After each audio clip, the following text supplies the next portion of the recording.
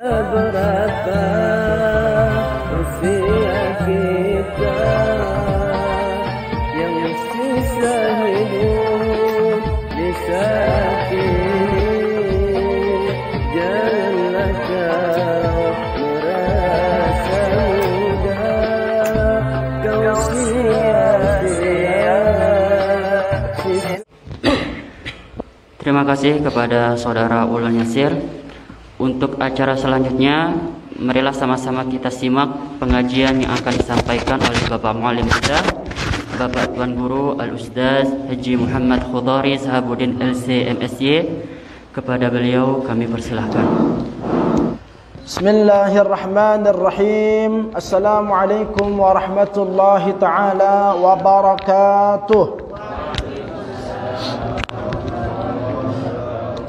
Alhamdulillahi Rabbil Alamin, wabihi nasta'inu ala umuri dunya waddin, wassalatu wassalamu ala ashrafil anbiya'i wal mursalin, Sayyidina Maulana Muhammadin wa ala alihi wa ashabihi ajma'in. Amma ba'du. Hadratal muhtaramin, jamaah kaum muslimin muslimat rahimani wa rahimakumullah. Alhamdulillahi Rabbil Alamin. Segala puji kita panjatkan kehadirat Allah Subhanahu wa ta'ala, karena kita masih diberikan usia atau kesempatan kita disempurnakan dengan kesehatan. Semoga semua nikmat yang Allah curahkan kepada kita mampu kita pergunakan sebaik-baiknya untuk mendekatkan diri kita kepada Allah Subhanahu wa ta'ala.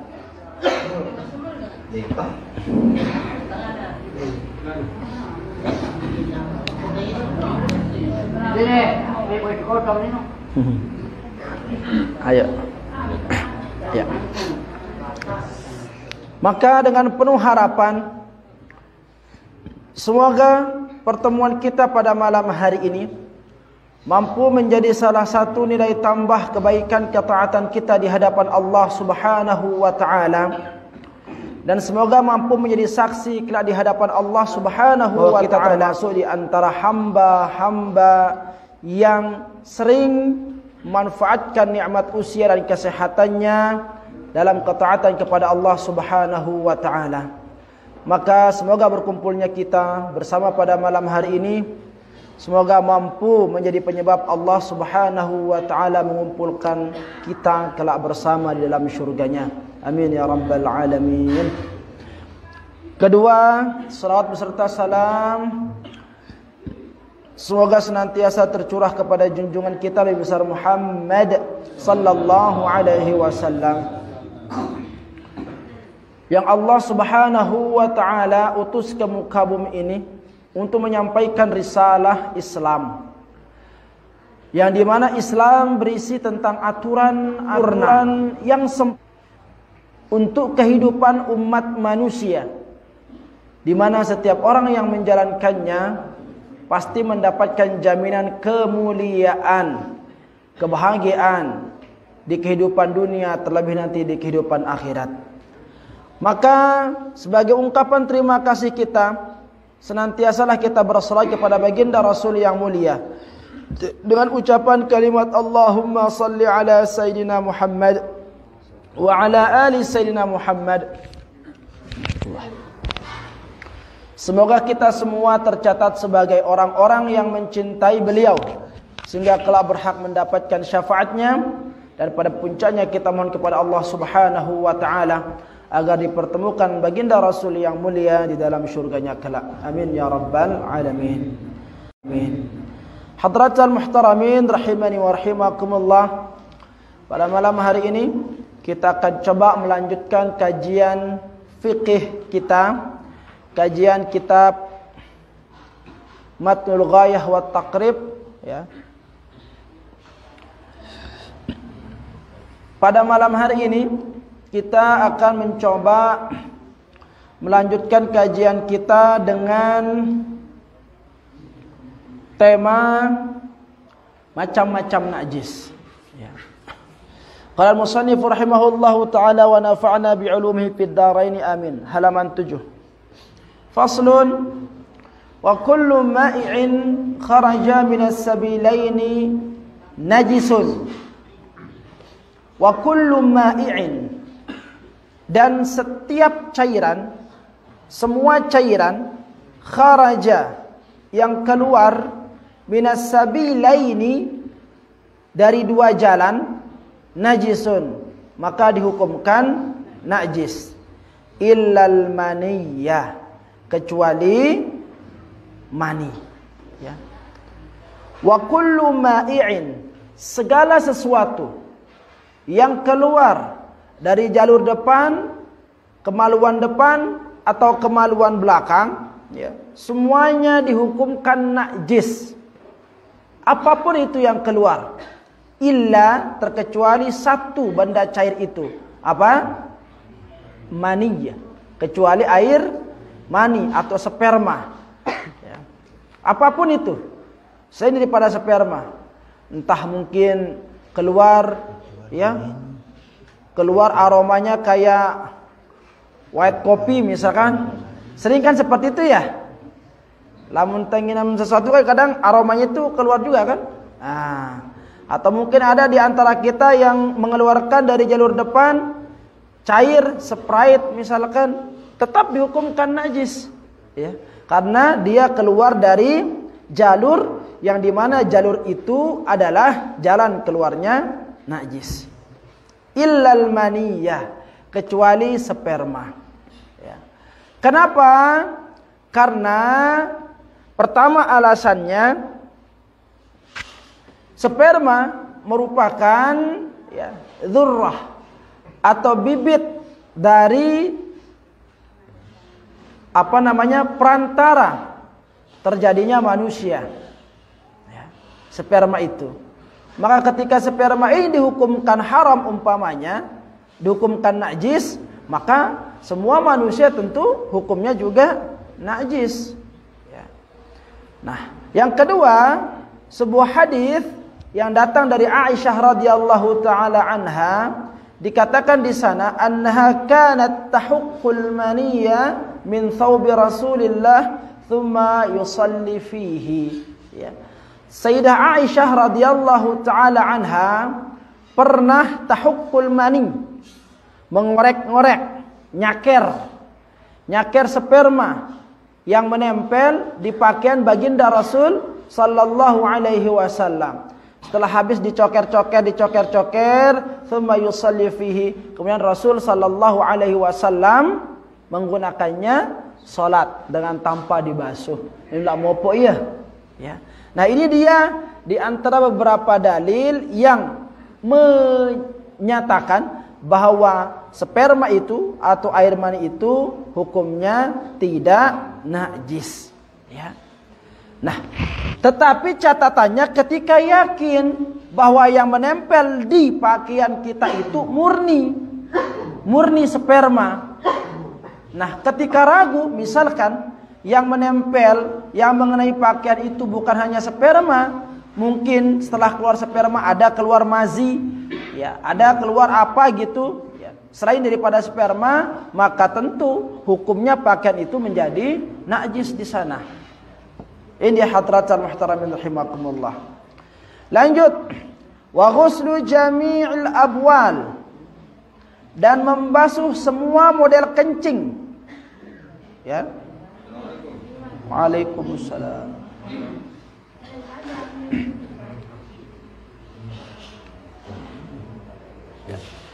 Illa baula sabi alladhi lam ya'kul at-ta'ama.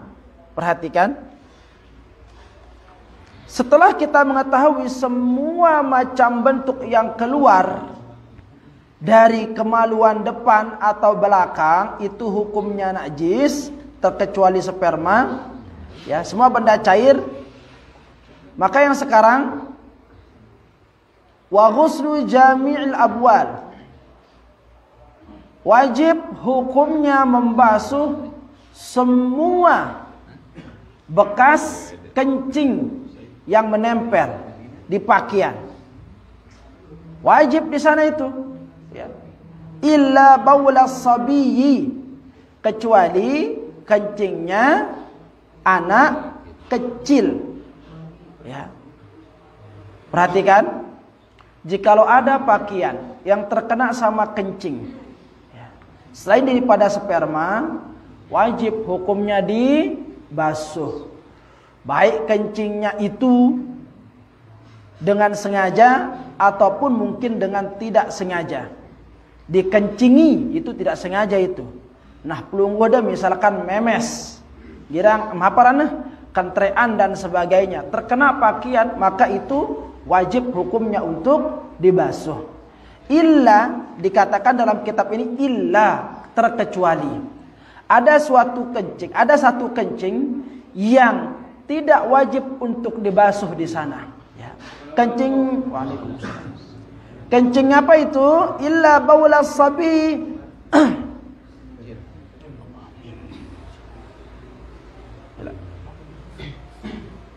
Illa baulas sabi, kecuali kencingnya anak kecil.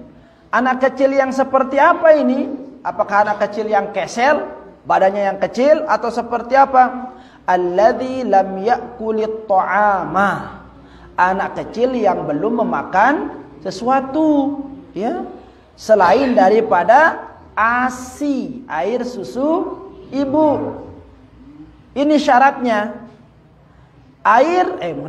Kencing yang tidak wajib untuk dibasuh hanyalah air kencing yang datang dari atau yang berasal dari anak kecil yang belum mengkonsumsi apapun, belum bisa memakan sesuatu apapun yang dimasukkan ke dalam perutnya kecuali hanya air susu ibunya.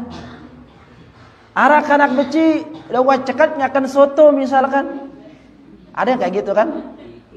Ya, bubur kakaknya misalkan, kikil misalkan kakaknya nih, anak beci ini.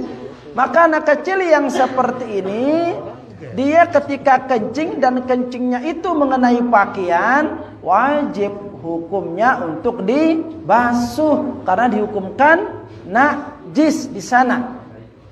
Ya, dihukumkan najis di sana. Sampai di sini paham? Nah, maka lihat anak-anak kecil pelungguh, bebiak-bebiak te, anak jarin te si masih beci, kan girang pelungguh dah berumba. Lamun mene kena pakaian, maka lihat anaknya.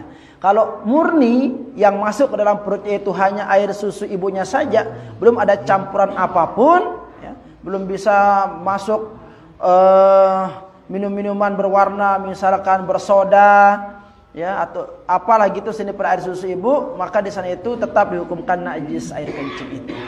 Ya. Nah, ini yang dikatakan di dalam kitab yang kita pegang bersama ini. Akan tetapi di kitab yang lebih besar di sana itu ada pengecualian lagi. Ya. Pengecualiannya itu terhadap air kencing anak kecil yang perempuan. Ya. Jadi kanak beci dakak deneman arak pertama di dalam tiana kecuali ASI, tetapi ketika dia berjenis kelamin perempuan, ya, maka itu hukum kencingnya itu, ya, disiram caranya. Nanti di sini ada dijelaskan cara membersihkannya, ya. Ini dia hadratul muhtaramin rahimakumullah. Perbedaannya antara laki-laki dan perempuan. Lagu dalam kitab ini tidak dibedakan antara yang laki-laki maupun yang perempuan. Ya, kita lanjutkan. Fa innahu yathuru bi rasyil ma'i 'alaihi. Ya. Wa la yu'fa 'an syai'in min najasati illa liyas'al. Fa innahu yathuru bi rasyil ma'i 'alaihi. Maka air kencing yang berasal dari anak kecil yang belum mengkonsumsi sesuatu selain daripada ASI, maka ketika mengenai pakaian kita cukup dengan memercikkan air saja, ya, di atasnya, maka itu sudah menjadikan pakaian itu menjadi suci, bisa untuk digunakan untuk sholat. Ya, ini untuk anak kecil yang jenis kelaminnya laki-laki. Nah, kalau perempuan tetap harus dicuci atau disirami air, ya, disiram pokoknya dialirkan air, itu artinya. Kalau birashi dengan memercikkan saja, artinya kan tidak mengalir airnya, Nah, kalau selain daripada kencing anak laki-laki ya, yang hanya baru mengkonsumsi ASI, itu disiram, dialirkan air di sana. Begitu cara mensucikannya. Ya. Kumbena yang nongah pokoknya sang ya lainan dengan nina kece dengan kanak nina kece kanak memaletono, sehingga dibedakan juga dalam kitab seperti itu. Mungkin yang lebih sengitan ke sini atau yang ngombe kan dia tahu. Cuman seperti itu dijelaskan dalam kitab, ya.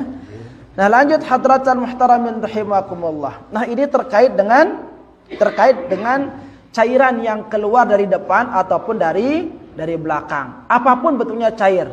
Misalkan darah, cair kan? Najis. Selain daripada darah, misalkan pokoknya apapun itu selain daripada sperma, ya, maka itu dihukumkan dia najis di sana. Lanjut hadratal muhtaramin rahimakumullah. Wala yu'fa an syai'in minan najasati illa al-yasir.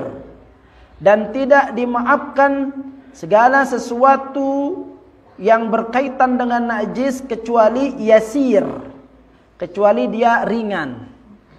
Najisnya itu ringan. Minad dami, dari jenis darah, ya. Wal qaih wa ma la nafasa lahu sa'ilatun, ya. Dari darah. Wa ma la nafasa lahu sa'ilatun, dan segala macam bentuk binatang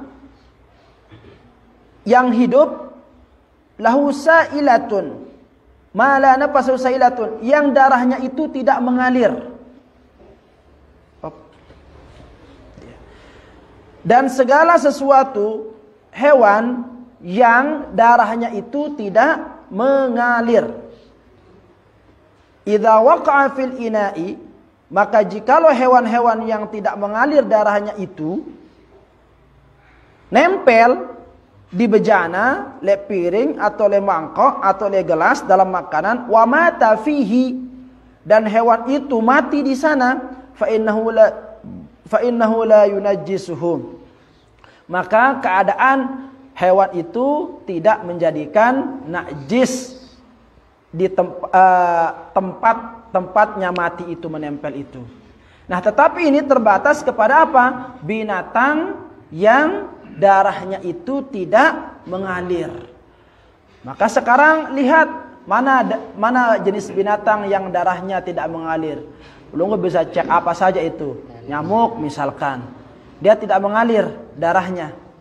Ya, kalau ditempelek misalkan nyamuk itu, wah ini doang darahnya. Dan ulang ngelek meresi tenggorok manok no. Kalau ayam kita potong kan mengalir darahnya ya.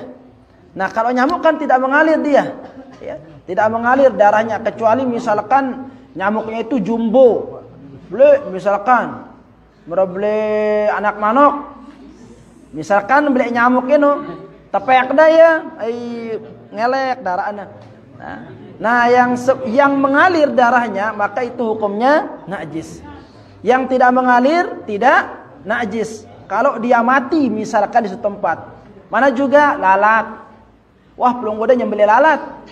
Mobil kendaraannya susah tuh nyembeli lalat nih, belian toba ketimbang belongnya setengah sembelih.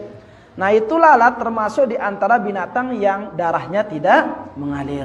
Makanya lamun lalat ino teme le makanan te atau le minuman te mata ya ketam-tam le to no, besemamban ketam-tam ini ya, tenggelam, mati dia di sana. Maka minuman itu atau makanan itu tidak menjadi najis dengan bangkainya lalat itu. Semut juga termasuk dari binatang yang tidak mengalir darahnya. Maka lamun dait binatang-binatang yang tidak mengalir darahnya ini mati di makanan sida, jangan dibuang makanannya karena dia tidak najis. Ya. Karena dia tidak najis, maka buang saja bangkai binatang itu, lalu silahkan makan makanan itu. Jadi seperti itu, nggih. Nah, bagaimana dengan hewan yang mengalir darahnya? Selain daripada hewan yang tidak mengalir darahnya, maka dihukumkan najis dia di sana. Maka pelunggu bisa cek sendiri mana binatang-binatang yang tidak mengalir darahnya. Lanjut. Wal hayawanu kulluhu tahirun. Dan semua binatang itu hukumnya tahir, suci. Selaput hewan hukumnya suci. Illal kalba wal khinzira, kecuali anjing dan babi. Wa ma tawallada minhuma aw min ahadihima, dan segala sesuatu atau apa yang keluar dari keduanya. Apa-apa si peranakangna si anjing kenca babi sama hukumnya seperti induknya. Apapun yang keluar dari dua binatang ini, umpamanya anjing nganakang bembe, tetap bembe itu dihukumkan sama seperti induknya. Babi mengeluarkan kerbau, misalkan beranak-beranak, selun-selun, ya, sempi sungguh anaknya, ya, maka sapi itu dihukumkan sama seperti induknya. Jadi ngenongkona, ya. Lamun Arab misalkan, mohon maaf, anjing tiba-tiba mengeluarkan manusia, nah, maka manusia itu tetap juga hukumnya najis karena dia berasal dari, ya. Bukan yang nama narak cerita nanti, baik di TV ataupun di koran, yang nama narak cerita nanti, ya. Si nyugulang manusia, betul kata ngarawas sendiri lah, menusugul akan sekenal. Nah ini dia, hadratul muhtaramin rahimakumullah. Nah selain daripada anjing dan babi, maka hukumnya tidak najis, boleh disentuh. Ya. Adapun anjing itu ada perbedaan pendapat ulama. Kalau babi sepakat ulama. Nah kecuali kalau anjing, itu ada perbedaan pendapat ulama. Di antaranya kalau mazhab Maliki, ya, itu tidak menajiskan anjing. Yang najis itu hanyalah air liurnya saja. Seperti itu, ya. Makanya boleh nganyam anjing. Kalau dalam mazhab Syafi'i, najis dia. Ya, najis. Nah, kalau apalagi kalau dia basah itu, ya, kalau dia basah anjing itu wajib dibersihkan itu, ya. Nah, bagaimana caranya mungkin nanti dijelaskan di sini. Wal maitatu enggak ada ya. Oh, enggak ada. Oh, ada di bawah sini. Lanjut. Wal maitatu kulluha najisatun. Dan semua bangkai itu hukumnya najis. Semua bangkai, ya. Perhatikan, semua bangkai itu hukumnya najis, illa samaka, kecuali bangkai ikan, wal jarada, dan belalang, wal adamiyah, dan manusia. Jadi hanya 3 bangkai, hanya 3, mohon maaf, yang 2 bangkai, yang 1 mayat, kita katakan. Tidak layak sekali manusia dikatakan bangkai ini, ya. Wal maitatu, adapun mayit, kulluha najisatun, semuanya itu najis, illa samak, pertama ikan. Maka ikan itu da kana mate daitna si nelayan itu halal hukumnya untuk dimakan selama tidak menjijikkan. Dan rata-rata ikan si belin pelunggu dia lepakan, inum paido pak mate kan, mati utuh. Nah rasa sembelian dan ngombe kok nyembelih kan, ya, mati. Maka bangkai ikan itu selama tidak menjijikkan, bagi yang mengkonsumsi hukumnya halal.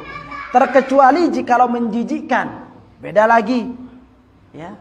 Kalau menjijikkan tidak boleh. Misalkan ada ikan, kita temukan si gerang mancang ini, dari tempat logo otaknya merah, ya, horor lah pokoknya, ngeri kita lihat dia, jijik kita lihat dia.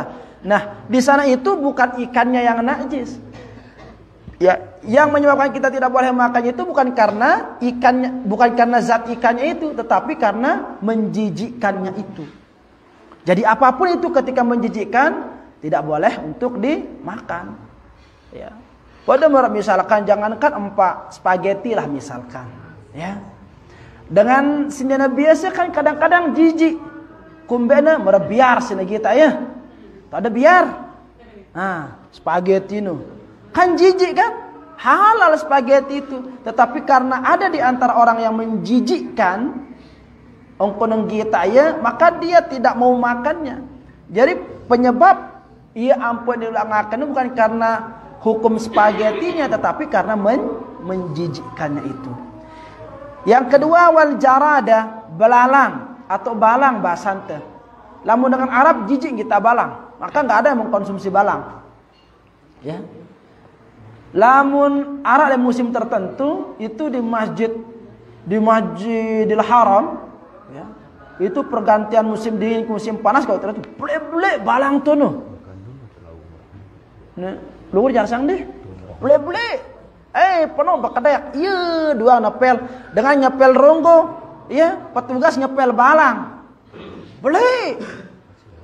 Lamun dengan sigirang ngelorang balang, ini lamun sekali nyorok iya wah ini. Bongo balang-balang, karang detok anu rek apa? Per wah ieu namang dina wah ini. Bekarungan mau teh.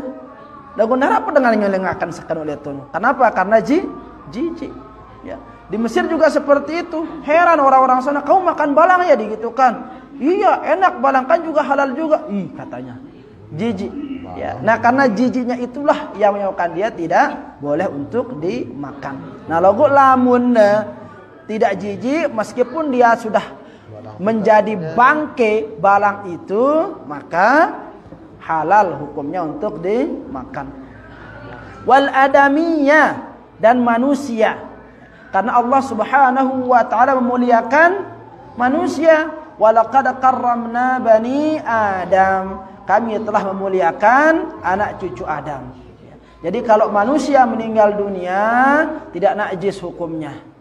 Kecuali yang betul-betul najis yang keluar dari kotorannya, misalkan ada jenazah keluar kotoran dari duburnya atau dari kuburnya, itulah yang najis. Tetapi kalau jenazahnya, kalau mayitnya tidak najis. Makanya kalau pelunggu sentuh jenazah tidak najis, ya, tidak najis. Nah ini dia manusia. Kita ini kan hadratul muhtaramin rahimakumullah, supaya cepat selesai ini pembahasan tentang ini. Dia ini tutup lah, muntah ada yang ngajin. Wa yughsalu, apa kata lagi nih? Wa yughsalul ina'u min wulughil kalbi wal khinzir sab'a marratin ihdahunna biturabi. Dan wajib hukumnya membasuh tempat yang dikenai dengan liur anjing dan babi sab'a marratin, ya, sebanyak 7 kali. Ihdahunna biturabi, salah satu dari yang 7 itu harus menggunakan tanah. Sertu pembahasan tegah, ya, sertu. Nah, selain daripada anjing dan babi itu, maka cukup membasuhnya sekali saja. Ya. Ada sebuah hadis yang menyatakan dulu, ya, sholat itu dibebankan kepada kita berapa? 50. Ya. Tetapi mendapatkan diskon menjadi 5 dalam sehari semalam. Mandi itu dulu diwajibkan kita 7 kali. Ya. Nah, tapi diskon menjadi cukup sekali saja. Jadi seperti itu. Tetapi kalau mau sunnahnya 3 kali membasuh sesuatu itu 3 kali. Membasuh wajah 3 kali, membasuh tangan 3 kali, sunnahnya seperti itu. Tapi 1 kali pun cukup. Nah, ini dia. Terkecuali kalau najis yang dikenai oleh liur anjing atau babi. Wa yughsalu min sa'irin najasati marratan. Ya. Dan membasuh dari segala macam bentuk najis itu marratan. Nah, itu kan sekali saja. Ta'ti alaihi wa thalathatu afdal. Ya. Wa thalathatu afdal, dan 3 kalikannya itu lebih afdal. Wa idza takhallalatil khamratu bi nafsiha tahurat. Yang terakhir pembahasannya adalah, ya, tentang khamar. Bagaimana hukum khamar? Bagaimana hukum khamar? Sesuatu yang memabukkan. Selain daripada haram, hukumnya najis. Kalau terkena pakaian kita najis itu. Innamal khamru wal maisir wal ansab wal azlam rijsun. najis, ya. Terkecuali, ya. Wa in takhallalatil khamratu binafsiha, terkecuali jikalau khamr itu berubah dengan sendirinya, berubah dia, maka dia menjadi suci. Karena cuka kan dibikin juga, khamr itu bisa menjadi cuka. Anggur, ya, itu diproses menjadi khamr. Itu kan, ada yang khamr terbuat dari anggur. Nah, kalau dia berubah lagi khamr tadi itu, berubah dia menjadi cuka, maka cuka itu hukumnya suci. Kalau dia berubah dengan cara sendiri. Akan tetapi wa in takhallalat bitarhi syai'in fiha lam tathur. Jikalau berubahnya khamar itu menjadi cuka karena ditambahkan sesuatu, ya, maka hukumnya tetap menjadi najis. Misalkan TM, topi miring, masukkan obat-obatan, hilang alkoholnya, hilang mabuknya, ya, berhenti dia memabukkan. Nah, ketika dia dimasukkan sesuatu yang menyebabkan dia menjadi berubah zatnya itu, tetap dia dihukumkan najis. Tetapi ketika dia berubah dengan sendirinya, maka dia tidak menjadi najis. Wallahu ta'ala.